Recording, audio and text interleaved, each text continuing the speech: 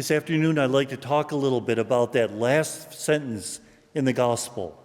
The spirits say, "You are the Son of God."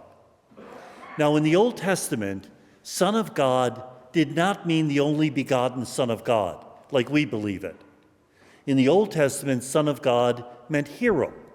The kings were called sons of God. In fact, Psalm 110 says, "You are my son, today I've begotten you." That would have been said over the king when he was enthroned. Prophets were called sons of God. So to hear the phrase, it doesn't mean an awful lot. But in Mark's gospel, it only appears 4 times. First time is at the very beginning, so we really don't know yet what he's talking about. 2 times in the middle. Both times, it's a demon that says it. Now, demons are spiritual creatures. They know the truth about Jesus. So when those demons say, "You're the Son of God," they're actually saying what we believe about it. Jesus quiets them down because he doesn't want people to misunderstand. Remember, he doesn't even use the word Messiah for himself. He calls himself the Son of Man. And then the most important time it appears in the Gospel of Mark is right at the end. When Jesus is crucified, a centurion comes up and says, "Truly, this was the Son of God." Now, first of all, centurion. He's a pagan.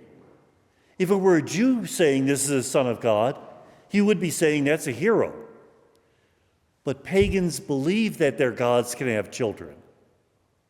For a centurion to say that, he's saying the same thing we believe about Jesus, that he is the Son of God, only begotten Son of God.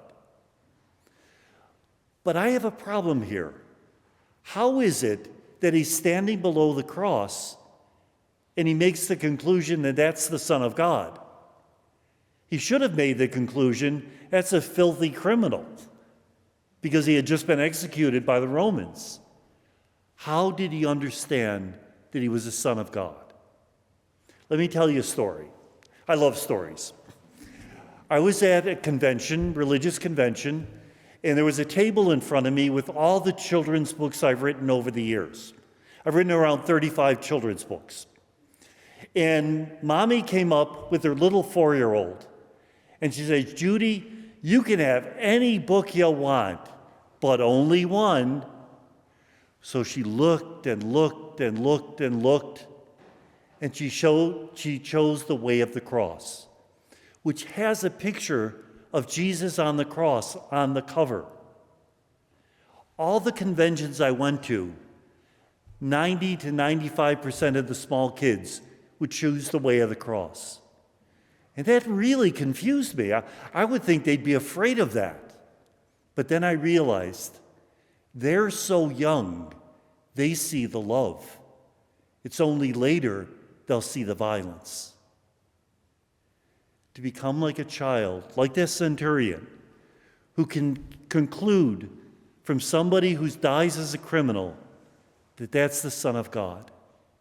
To realize that the holiness of God doesn't just appear on the mountain in grand events, but also is found in the messiness of everyday life, the messiness of relationships which just don't seem to work, of disappointments, frustrations, that's too where we can see the Son of God. Not just in the Holy of Holies, but as the letter to the Hebrews says, the holiness of God has come crashing out into the world. And if we really look with eyes of faith, we'll see God's presence everywhere. Remember the Beatitude? Blessed are the pure of heart, for they shall see God. Pure of heart in the Bible means pure of spirit, pure of thoughts.